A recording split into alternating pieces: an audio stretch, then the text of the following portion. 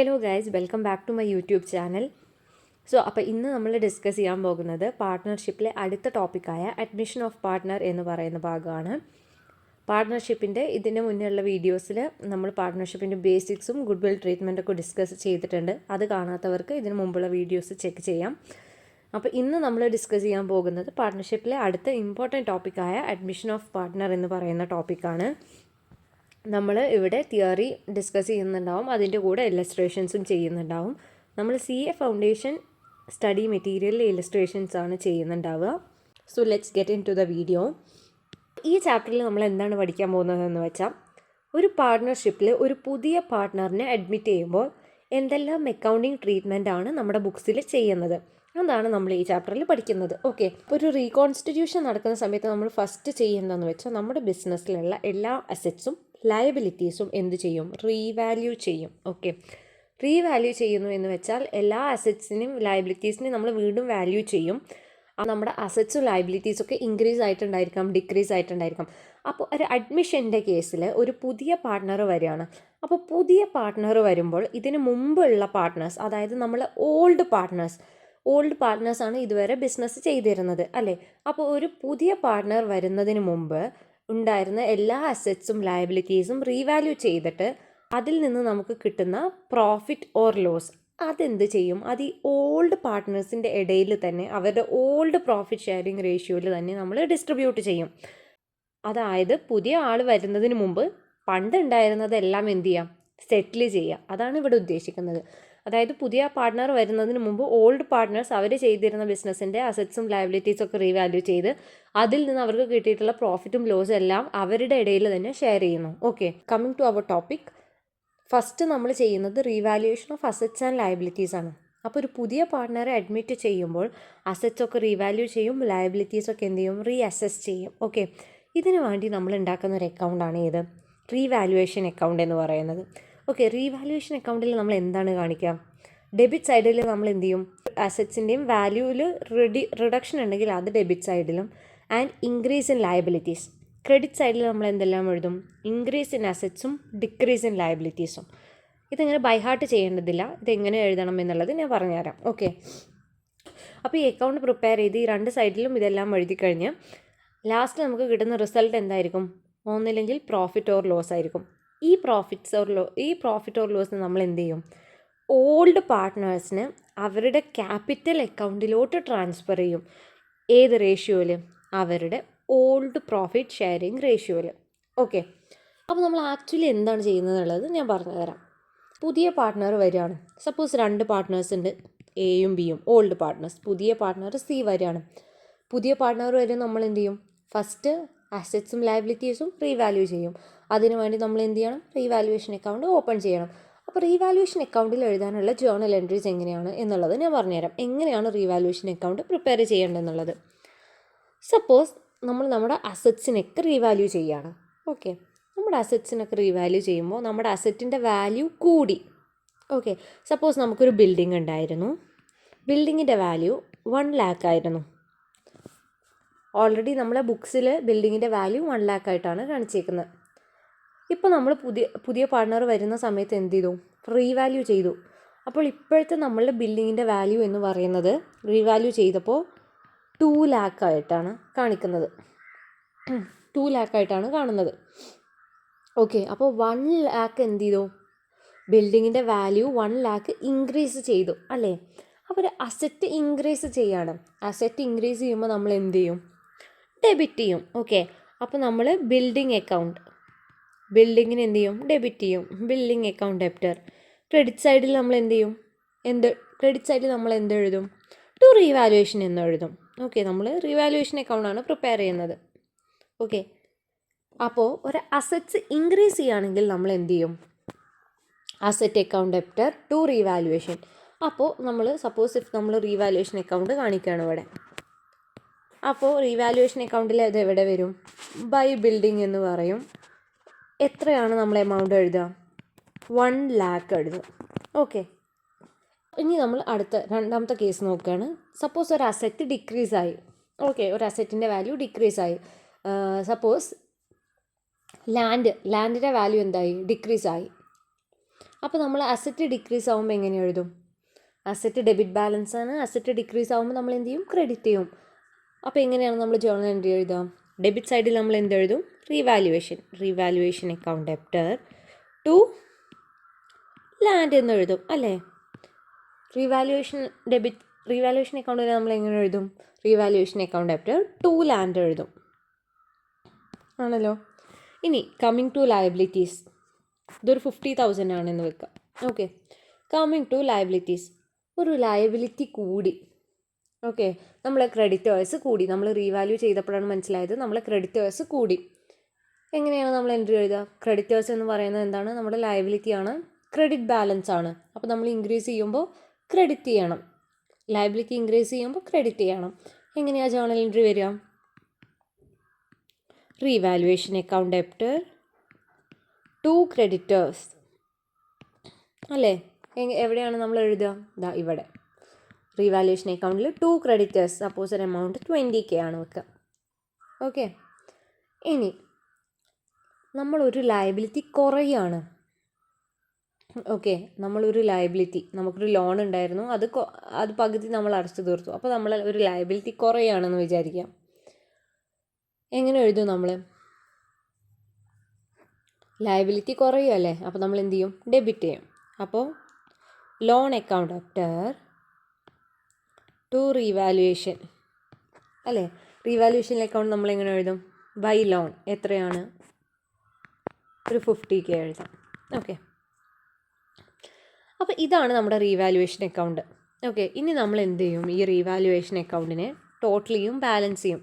ഇവിടെ എത്ര വരും? 1,50,000, ഇവിടെ 70. 1,50,000 70 കുറച്ചാൽ 80 കിട്ടും അല്ലേ? അപ്പോൾ 80,000 ആണ് എന്ത്? നമ്മുടെ ഇതെന്താണ്? നമ്മുടെ പ്രോഫിറ്റ് ആണ്. If the credit side is more and debit side is less, it is A profit. Okay, ഈ പ്രോഫിറ്റ് 80,000 ഇത് നമ്മൾ എന്ത് ചെയ്യും? നമ്മുടെ ഓൾഡ് പാർട്ട്നേഴ്സ് ആരാ? എയും ബിയും. എക്കും ബിക്കും എന്ത് ചെയ്യും? ഷെയർ ചെയ്യും. ഏത് റേഷ്യോയിൽ? അവരുടെ old profit sharing ratio. Suppose അവരുടെ ഓൾഡ് പ്രോഫിറ്റ് ഷെയറിങ് റേഷ്യോ 2:3 ആണെന്ന് വെക്കാം. ഓക്കെ, എങ്ങനെയാണ് നമ്മൾ ഡിവൈഡ് ചെയ്യുക? 80,000 ഇൻറ്റു 2/5 എക്ക് കിട്ടും അല്ലേ? 80,000 ഇൻറ്റു 2/5 എത്രയാണ് വരിക? 32,000 എക്ക് വരും. ബിക്ക് എത്ര വരും?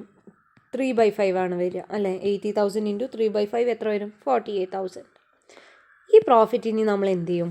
എയുടെയും ബിയുടെയും ക്യാപിറ്റൽ അക്കൗണ്ടിലോട്ട് ട്രാൻസ്ഫർ ചെയ്യും. ഓക്കെ, അപ്പോൾ ഇതാണ് ഒരു റീവാലുവേഷനിൽ സംഭവിക്കുന്നത്. ഇനി നമുക്ക് നമ്മുടെ പഴയ സ്ലൈഡ് നോക്കാം. ഒരു റീവാലുവേഷൻ അക്കൗണ്ടിൽ നമ്മൾ എന്തെല്ലാം ഡെബിറ്റ് ചെയ്യും? അസറ്റ്സിൻ്റെ വാല്യൂ ഡിക്രീസ് ചെയ്യാവുന്നതോ ലയബിലിറ്റീസ് ഇൻക്രീസ് ആവുന്നതോ ഡെബിറ്റ് സൈഡിൽ വരും. അസറ്റ്സ് ഇൻക്രീസ് ആവുന്നതോ ലയബിലിറ്റി ഡിക്രീസ് ആവുന്നതോ ക്രെഡിറ്റ് സൈഡിൽ വരും. അതിൻ്റെ ഡിഫറൻസ് നമ്മൾ ക്യാപിറ്റൽ അക്കൗണ്ടിലോട്ട് ഓൾഡ് പാർട്ട്നേഴ്സിൻ്റെ ഓൾഡ് റേഷ്യോയിൽ ഷെയർ ചെയ്തിട്ട് അവർ ക്യാപിറ്റൽ അക്കൗണ്ട്സിലോട്ട് ട്രാൻസ്ഫർ ചെയ്യും. ഓക്കെ, ഇതാണ് അഡ്മിഷൻ്റെ ടൈമിലെ ഫസ്റ്റ് ട്രീറ്റ്മെൻറ്റ് എന്ന് പറയുന്നത്. ഓക്കെ, നമ്മൾ കഴിഞ്ഞ വീഡിയോയിൽ നമ്മൾ ഗുഡ് വില്ലിനെ കുറിച്ച് പഠിച്ചു. ഓക്കെ, ഇനി ഒരു പുതിയ പാർട്ട്ണർ വരുമ്പോൾ എങ്ങനെയാണ് നമ്മൾ ഗുഡ് വില്ല് ട്രീറ്റ് ചെയ്യേണ്ടത് എന്നുള്ളതാണ് പഠിക്കാൻ പോകുന്നത്. When a new partner is admitted to a firm, the old partners generally sacrifice in favor of the new partner in terms of lower profit sharing ratio in the future. Therefore, the premium for goodwill brought in by the new partner shall be given to the existing partners on the basis of profit sacrificing ratio. അപ്പോൾ ഇവിടെ പറയുന്നത് എന്താണ്? ഒരു പാർട്ട്ണർഷിപ്പിലോട്ട് ഒരു പുതിയ partner വരികയാണ് അല്ലേ? ഒരു പുതിയ പാർട്ട്ണർ വരുമ്പോൾ ഓൾഡ് പാർട്ട്നേഴ്സ് അവരുടെ പ്രോഫിറ്റിലെ ഒരു ഷെയർ സാക്രിഫൈസ് ചെയ്യണം പുതിയ പാർട്ട്ണർക്ക് വേണ്ടി. രണ്ടാളുകൾ മാത്രമാണ് ഒരു പാർട്ട്ണർഷിപ്പിൽ ഉണ്ടായിരുന്നെങ്കിൽ മൂന്നാമതൊരാൾ വരുമ്പോൾ പണ്ടത്തെ പാർട്ട്നേഴ്സിൻ്റെ പ്രോഫിറ്റിൻ്റെ ഷെയർ കുറയും അല്ലേ? അവരുടെ ഒരു പാർട്ട് ഓഫ് പ്രോഫിറ്റ് അവർ പുതിയ ആൾക്ക് കൊടുക്കണം. അപ്പോൾ അവരുടെ പ്രോഫിറ്റ് സാക്രിഫൈസ് ചെയ്യണം. അപ്പോൾ ഇവരിത് സാക്രിഫൈസ് ചെയ്യുന്നത് കൊണ്ട് തന്നെ എന്താണ് പാർട്ട്ണർഷിപ്പിൽ നടക്കുന്നത്? ഒരു പുതിയ പാർട്ട്ണർ വരുമ്പോൾ അയാൾ എന്ത് ചെയ്യണം? ഗുഡ് വില്ല് കൊണ്ടുവരണം. ഗുഡ് വില്ലിന് വേണ്ടി ഒരു എമൗണ്ട് കൊണ്ടുവരണം. ഓക്കെ, ആ കൊണ്ടുവരുന്ന എമൗണ്ട് ഓൾഡ് പാർട്ട്നേഴ്സ് എന്ത് ചെയ്യും? ഡിസ്ട്രിബ്യൂട്ട് ചെയ്യും. ഏത് റേഷ്യോയിൽ? Sacrificing ratio. Okay, sacrificing ratio എങ്ങനെയാണ് കാണുക? Old ratio minus new ratio. Okay, അപ്പോൾ ഇതാണ് ഗുഡ് വില്ലിൻ്റെ കേസിൽ നമ്മൾ ചെയ്യേണ്ട ട്രീറ്റ്മെൻറ്റ്. സോ നെക്സ്റ്റ് നമുക്ക് നമ്മുടെ CA സ്റ്റഡി മെറ്റീരിയലിൽ ഒരു ഇല്ലസ്ട്രേഷൻ ചെയ്യാം. ഓക്കെ, ഫസ്റ്റ് ഇല്ലസ്ട്രേഷനാണ് നമ്മൾ ചെയ്യാൻ പോകുന്നത്. അപ്പോൾ നമുക്ക് ഫസ്റ്റ് ഈ ക്വസ്റ്റ്യൻ ഒന്ന് വായിക്കാം. ഓക്കെ, എന്താണ് ഈ ക്വസ്റ്റ്യനിൽ പറയുന്നത്? The following is the balance sheet of Ram and Mohan who share profits in the ratio of 3:2 as on 1st January 2022. Okay, അതായത് ഇത് റാം ആൻഡ് മോഹൻ എന്ന് പറയുന്ന രണ്ട് പാർട്ട്നേഴ്സിൻ്റെ ബാലൻസ് ഷീറ്റാണ് തന്നിരിക്കുന്നത്. അവരുടെ പ്രോഫിറ്റ് ഷെയറിംഗ് റേഷ്യോ എന്ന് പറയുന്നത് എന്താണ്? 3:2 ആണ്. And as on 1st January 2022 balance ഷീറ്റാണ് നമുക്ക് ക്വസ്റ്റ്യനിൽ തന്നിട്ടുള്ളത്. ഓക്കെ, അപ്പോൾ എന്തൊക്കെയുണ്ട്? ബാലൻസ് ഷീറ്റിൽ ലയബിലിറ്റീസ് ഉണ്ട്, ട്രേഡ് പേബിൾസും പിന്നെ അവരുടെ ക്യാപിറ്റലും തന്നിട്ടുണ്ട്. അസറ്റ് സൈഡിൽ വരുമ്പോൾ ബിൽഡിങ്സ് ഉണ്ട്, machinery, inventory, trade receivables, bank. Okay, on this date Shyam was admitted on the following. അപ്പോൾ ഈ ഡേറ്റിൽ നമ്മൾ പുതിയ പാർട്ട്ണറെ അഡ്മിറ്റ് ചെയ്യാണ്, ശ്യാമിനെ. ഓക്കെ, എന്തെല്ലാമാണ് അവിടെ പറയുന്നത്? He is to pay 25,000 as his capital and 10,000 as his share of goodwill for 1/5 share in profits. Shyam എന്ന് പറയുന്ന പുതിയ പാർട്ണർ ക്യാപിറ്റലിന് വേണ്ടി 25,000 റുപ്പീസും ഗുഡ് വില്ലിൻ്റെ ഷെയർ ആയിട്ട് 10,000 റുപ്പീസും കൊണ്ടുവരണം. ആളുടെ ക്യാപിറ്റലിലുള്ള ഷെയർ, ആളുടെ പ്രോഫിറ്റിലുള്ള ഷെയർസ് എത്രയാണ്? 1/5. ഓക്കെ, 1/5 ഷെയർ ആണ്.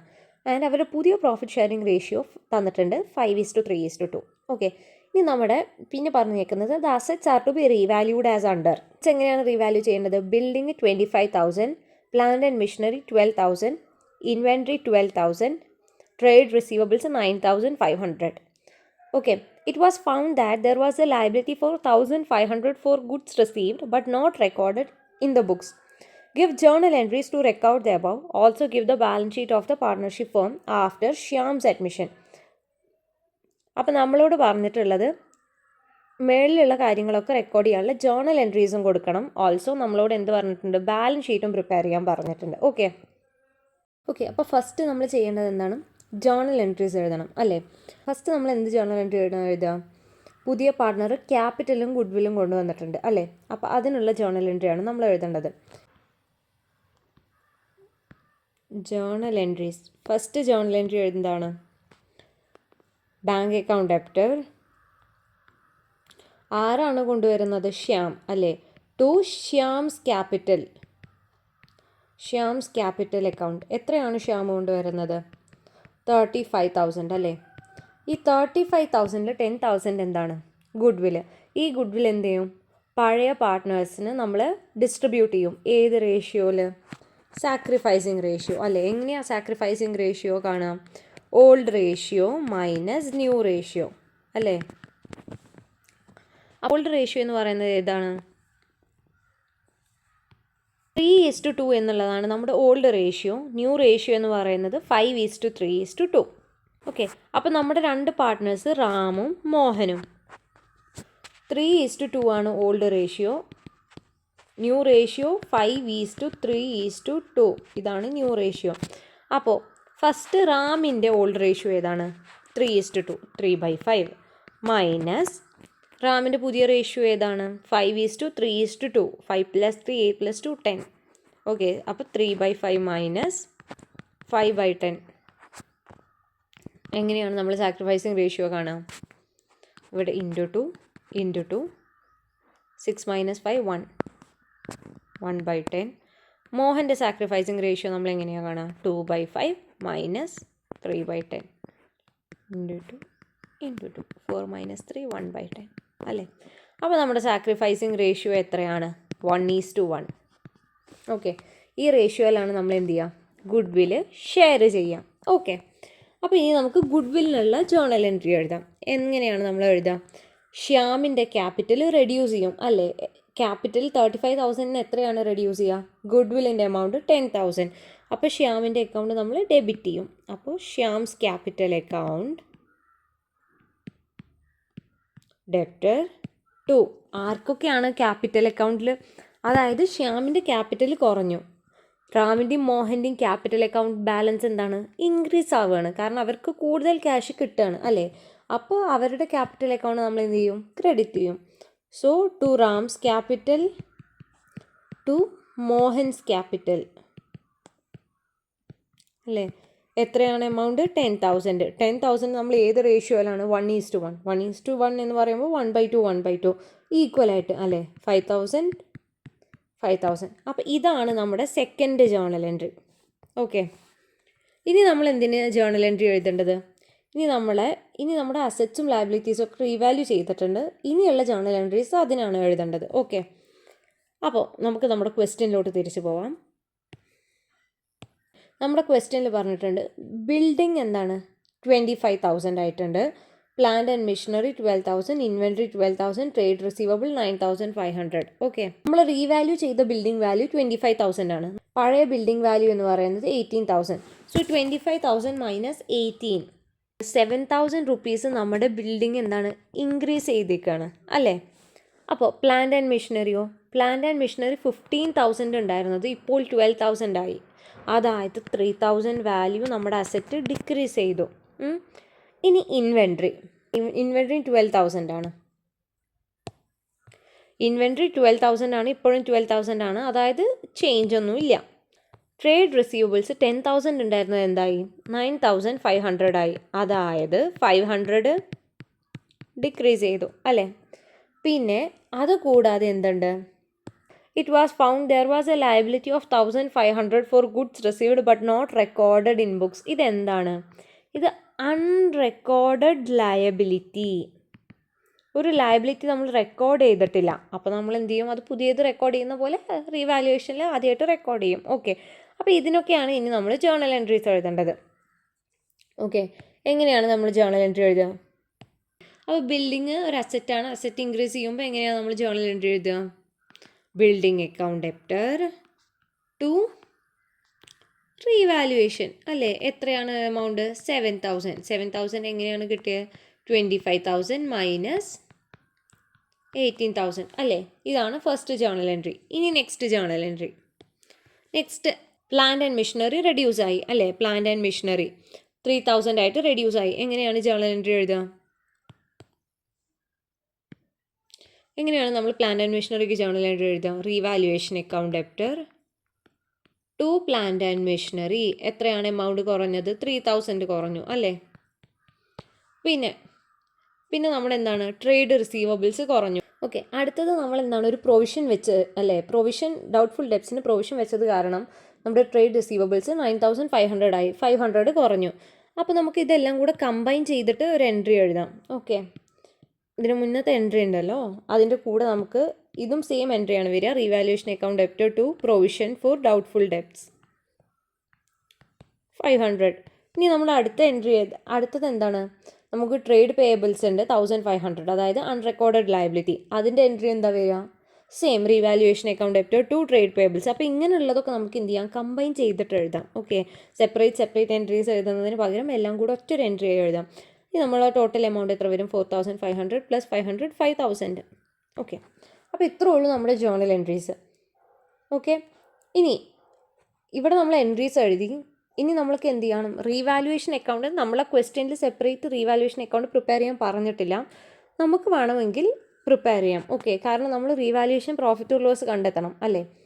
നമുക്ക് എൻട്രീസ് എഴുതിയിട്ട് ആ എൻട്രീസിൽ നിന്ന് മാത്രം നമ്മൾ ഡെബിറ്റും ക്രെഡിറ്റും നോക്കി റെഡ്യൂസ് ചെയ്താൽ നമുക്ക് പ്രോഫിറ്റ് ഓർ ലോസ് കണ്ടെത്താം.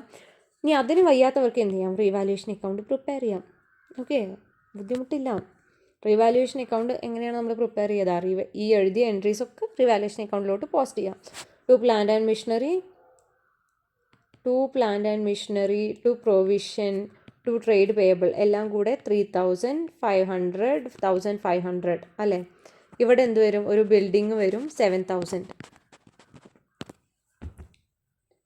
ഓക്കെ, അപ്പോൾ എത്രയാണ് നമ്മളുടെ റീവാലുവേഷൻ പ്രോഫിറ്റ്? 7,000 മൈനസ് 5,000 2,000 ആണ് പ്രോഫിറ്റ്. ആർക്കൊക്കെ ഷെയർ ചെയ്യും? പഴയ പാർട്ട്നേഴ്സിനും, എക്കും ബിക്കും. ഓക്കെ, അവരുടെ ഓൾഡ് റേഷ്യോ എന്ന് പറയുന്നത് ഏതാണ്? 3:2. അപ്പോൾ 2,000 പ്രോഫിറ്റ് എമൗണ്ട് നമ്മൾ 3:2 എന്നുള്ള റേഷ്യോയിൽ ഡിവൈഡ് ചെയ്യും. ഓക്കെ, 2,000 ഇൻറ്റു 3/5 ആണ് ആർക്ക്? എ എന്ന് പറയുന്നത്. എ ആരാണ്? സോറി, എ അല്ല, റാമിനും മോഹനും 1,200. ഇവിടെ 1,200ഉം 800ഉം. ഓക്കെ, ഇതാണ് നമ്മുടെ റീവാലുവേഷൻ അക്കൗണ്ട്. ഇതിനും കൂടെ ഒരു ജേർണൽ എൻട്രി നമുക്ക് എഴുതാം. എങ്ങനെയാണ് നമ്മൾ ജേർണൽ എൻട്രി എഴുതാം? Revaluation account debtor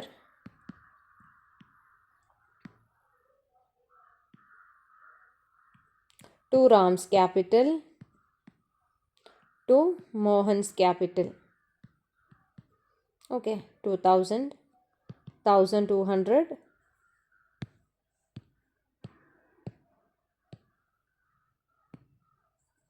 800. ഓക്കെ, ഇതാണ് നമ്മുടെ ലാസ്റ്റ് ജേണൽ എൻട്രി. ഓക്കെ, അപ്പോൾ നമ്മൾ ജേണൽ എൻട്രി എഴുതി കഴിഞ്ഞു. അപ്പോൾ ജേണൽ എൻട്രിയിൽ ഒന്നുമില്ല, വളരെ സിമ്പിളാണ്. നമ്മുടെ റീവാലുവേഷൻ്റെ ജേണൽ എൻട്രി എഴുതുക, ഈ പ്രോഫിറ്റ് ഡിസ്ട്രിബ്യൂട്ട് ചെയ്യുന്ന ജേണൽ എൻട്രി എഴുതുക, പിന്നെ പുതിയ പാർട്ണർ ക്യാപിറ്റലും ഗുഡ്വില്ലും കൊണ്ടുവന്നതിനുള്ള ജേണൽ എൻട്രി എഴുതുക. ഓക്കെ, ഇത്രയുള്ളൂ ജേണൽ എൻട്രി. ഇനി നമ്മൾ എന്താണ് പ്രിപ്പയർ ചെയ്യേണ്ടത്? Balance sheet. Balance sheet prepare ചെയ്യുന്നതിന് മുന്നേ നമുക്ക് എന്ത് വേണം? പാർട്ട്നേഴ്സിൻ്റെ ക്യാപിറ്റൽ ബാലൻസസ് വേണം അല്ലേ?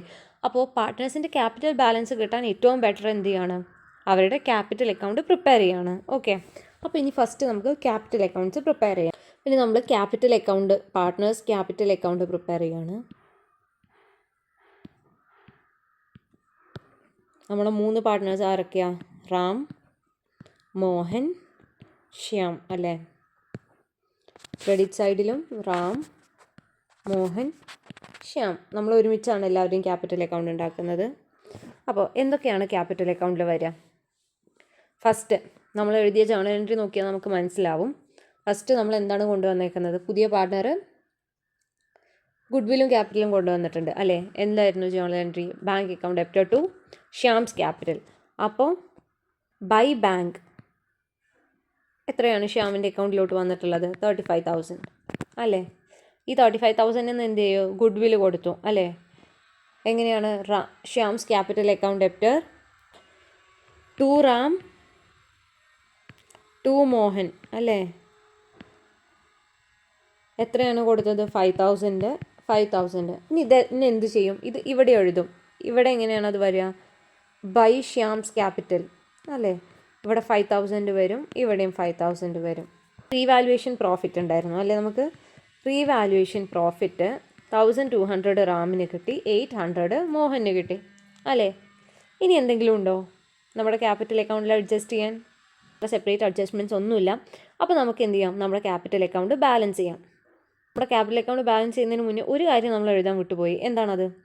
നമ്മുടെ പാർട്ട്നേഴ്സിൻ്റെ ക്യാപിറ്റൽ അക്കൗണ്ടിൻ്റെ ഓപ്പണിംഗ് ബാലൻസ്. അപ്പോൾ ഫസ്റ്റ് നമ്മൾ ഓപ്പണിംഗ് ബാലൻസ് ആണ് എഴുതേണ്ടിയിരുന്നത്. ഓക്കെ, നമ്മൾ വിട്ടുപോയതാണ്. അപ്പോൾ ഓപ്പണിംഗ് ബാലൻസ് ബ്രോട്ട് ഡൗൺ എന്ന് പറഞ്ഞിട്ട് നമ്മുടെ ക്വസ്റ്റ്യൻ നോക്കിയാൽ നമുക്ക് മനസ്സിലാവും.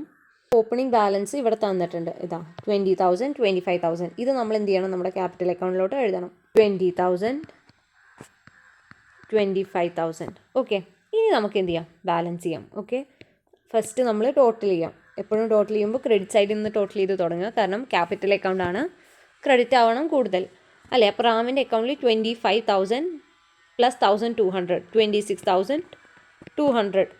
ക്രെഡിറ്റ് സൈഡിലൊന്നുമില്ല. അപ്പോൾ ബാലൻസ് ബ്രോട്ട് ഡൗൺ എന്തായിരിക്കണം? ഇവിടെയും 26,200. ബാലൻസ് ബ്രോട്ട് ഡൗൺ 26,200 ആയിരിക്കും. ഇനി മോഹൻ്റെ അക്കൗണ്ട് 25,000 പ്ലസ് 5,000, 30,000 പ്ലസ് 800, 30,800. 30,800. ശ്യാമിൻ്റെ 35,000 മൈനസ് 5,000 എത്ര വരും? ക്യാപിറ്റൽ ബാലൻസ് 25,000 അല്ലേ? ടോട്ടൽ 35 ആണ് വരിക. അപ്പം നമ്മുടെ റാമിൻ്റെ ബാലൻസ് 26,200, മോഹൻ്റെ 30,800, ശ്യാമിൻ്റെ എത്ര വരും? 25,000. ഓക്കെ, അപ്പോൾ ഇങ്ങനെയാണ് നമ്മളെ ക്യാപിറ്റൽ അക്കൗണ്ട് പ്രിപ്പയർ ചെയ്യുക. ഇനി നമുക്ക് അടുത്തത് പ്രിപ്പയർ ചെയ്യേണ്ടത് എന്താണ്? Balance sheet. ഓക്കെ, ഈ ക്യാപിറ്റൽ ബാലൻസ് നമ്മൾ എന്ത് ചെയ്യും? നമ്മുടെ ബാലൻസ് ഷീറ്റിലോട്ട് കൊണ്ടുപോകും. Okay, liabilities amount, asset amount. Okay, ലയബിലിറ്റീസിൽ നമ്മൾ എന്തെഴുതും? ആദ്യം ഫസ്റ്റ് ക്യാപിറ്റൽ എഴുതാം. Ram's capital, Mohan's capital, Shyam's capital. Okay, എത്രയാണ്? 26,200, 30,800, 25,000 അല്ലേ? നമ്മൾ എന്തെഴുതണം? നമ്മുടെ എല്ലാ അസറ്റ്സും എഴുതണം. ഓക്കെ, വേറെ എന്തെങ്കിലും ലയബിലിറ്റീസ് ഉണ്ടെങ്കിൽ ആ ലയബിലിറ്റീസും നമ്മൾ എന്ത് ചെയ്യണം? എഴുതണം. ഓക്കെ, നമ്മുടെ ക്വസ്റ്റ്യൻ നോക്കുമ്പോൾ നമുക്കൊരു ട്രേഡ് പേയബിൾസ് ഉണ്ടായിരുന്നു അല്ലേ? ട്രേഡ് പേയബിൾസ് ഈ 15,000ഉം പിന്നെ നമ്മൾ റെക്കോർഡ് ചെയ്യാത്തൊരു ലയബിലിറ്റി 1,500ഉം. അപ്പോൾ 15,000 പ്ലസ് 1,500 നമ്മുടെ ടോട്ടൽ ലയബിലിറ്റി എത്രയാവും? 16,500 ആവും. ഓക്കെ, അപ്പോൾ ഇവിടെ നമ്മുടെ ട്രേഡ് പേയബിൾസ് എത്രയാവും? 16,500. ഓക്കെ, ഇനി അസറ്റ് സൈഡിലോട്ട് വരുമ്പോൾ നമുക്ക് എന്തെല്ലാം ഉണ്ട്? ബിൽഡിംഗ് ഉണ്ട്. ബിൽഡിങ്ങിൻ്റെ വാല്യൂ എന്തായി? 25,000 ആയി അല്ലേ? പ്ലാന്റ് ആൻഡ് മെഷീനറി എത്രയായി? 12,000 ആണ് ഇപ്പോഴത്തെ വാല്യൂ. ഇൻവെൻട്രി 12,000 തന്നെയാണ് വാല്യൂ. പിന്നെ ഉള്ളത് നമുക്ക് എന്താണ്? ട്രേഡ് റിസീവബിൾസ് ഉണ്ട്. ട്രേഡ് റിസീവബിൾസ് 9,500 അല്ലേ? ഇത്രേ ഉള്ളൂ. നമുക്ക് ഷീറ്റിൽ എന്തെങ്കിലും വിട്ടുപോയിട്ടുണ്ടോ എന്ന് നോക്കാം. ഓക്കെ, നമ്മുടെ ക്വസ്റ്റ്യൻ എടുക്കാം. നമ്മൾ ബിൽഡിംഗ് എഴുതി, പ്ലാന്റ് ആൻഡ് മെഷീനറി എഴുതി, ഇൻവെൻട്രി എഴുതി, ട്രേഡ് റിസീവബിൾസ് എഴുതി. നമ്മുടെ ബാങ്ക് എത്രയാണ്? ഇവിടെ 5,000 ആണ്. പക്ഷേ എന്ത് ചെയ്തിട്ടുണ്ട്? നമ്മുടെ പുതിയ പാർട്ട്ണർ ക്യാപിറ്റലും ഗുഡ്വില്ലും കൊണ്ടുവന്നിട്ടുണ്ട് ക്യാഷ് ആയിട്ടല്ലേ? എത്രയാണ് കൊണ്ടുവന്നിരിക്കുന്നത്? 35. അപ്പോൾ അതും എന്താണ്? നമ്മുടെ ബിസിനസ്സിലോട്ട് ക്യാഷ് വന്നിരിക്കുകയാണ്. അപ്പോൾ അതും നമ്മുടെ ബാങ്ക് ബാലൻസ് ഇൻക്രീസ് ചെയ്യും. അത് നമ്മുടെ കറൻറ്റ് അസറ്റായിട്ട് കൂട്ടും. അപ്പോൾ ഈ 5,000ലൂടെ നമ്മൾ എന്ത് കൂടെ ആഡ് ചെയ്യും? ഈ 35,000 കൂടെ ആഡ് ചെയ്യും. ഓക്കെ, അപ്പോൾ നമ്മുടെ ടോട്ടൽ ബാങ്ക് ബാലൻസ് എത്രയാവും? 5,000 + 35,000 40,000. ഓക്കെ, ബാലൻസും കൂടെ എഴുതാം. ബാങ്ക് ബാലൻസ് എത്രയാണ്? 40,000. ഓക്കെ, അപ്പോൾ നമ്മൾ എല്ലാ ഐറ്റംസും എഴുതി കഴിഞ്ഞു. ഇനി നമുക്ക് നമ്മുടെ ബാലൻസ് ഷീറ്റ് എന്ത് ചെയ്യാം? ടോട്ടൽ ചെയ്യാം. എത്ര വരും? ആദ്യം നമ്മൾ ലയബിലിറ്റി സൈഡ് നോക്കുകയാണെങ്കിൽ 26,200, 30,800, 25,000, 16,500, 98,500. ഇവിടെ എത്ര വരണം? 98,500. ബാലൻസ് ഷീറ്റിൻ്റെ രണ്ട് സൈഡ് എന്താവും? ടാലി ആവും. ഓക്കെ, അപ്പോൾ ഇത്രയേ ഉള്ളൂ നമ്മുടെ ഈ ക്വസ്റ്റ്യൻ. വളരെ സിമ്പിളായിട്ടുള്ളൊരു ക്വസ്റ്റ്യൻ ആണ്. ജസ്റ്റ് ജേർണൽ എൻട്രീസ് എഴുതാം. ക്യാപിറ്റൽ അക്കൗണ്ടിൽ വേറെ അഡ്ജസ്റ്റ്മെൻറ്റ്സ് ഒന്നുമില്ല. ബാലൻസ് ഷീറ്റ് പ്രിപ്പയർ ചെയ്യാം. ഓക്കെ, ഇതൊരു വളരെ ബേസിക് ആയിട്ടുള്ള പാർട്ണർഷിപ്പിൻ്റെ അഡ്മിഷനിലെ ക്വസ്റ്റ്യൻ ആണ്. ഓക്കെ, എല്ലാവർക്കും മനസ്സിലായെന്ന് കരുതുന്നു. എന്തെങ്കിലും ഡൗട്ട്സ് ഉണ്ടെങ്കിൽ നിങ്ങളുടെ ഡൗട്ട്സൊക്കെ കമൻറ്റ് ബോക്സിലിടണം. ഓക്കെ, ഇന്നത്തെ വീഡിയോയിൽ നമ്മൾ ഇത്ര ഡിസ്കസ് ചെയ്യുന്നുള്ളൂ. വളരെ ബേസിക്സ് ആയിട്ടുള്ള കാര്യങ്ങളാണ് ഇന്നത്തെ വീഡിയോയിൽ നമ്മൾ ഡിസ്കസ് ചെയ്തിട്ടുള്ളത്. അപ്പോൾ ബാക്കി ടോപ്പിക്സുമായിട്ട് നമ്മൾ അടുത്ത വീഡിയോസിൽ വരുന്നതായിരിക്കും. അതുവരേക്കും താങ്ക് യു ആൻഡ് ബൈ.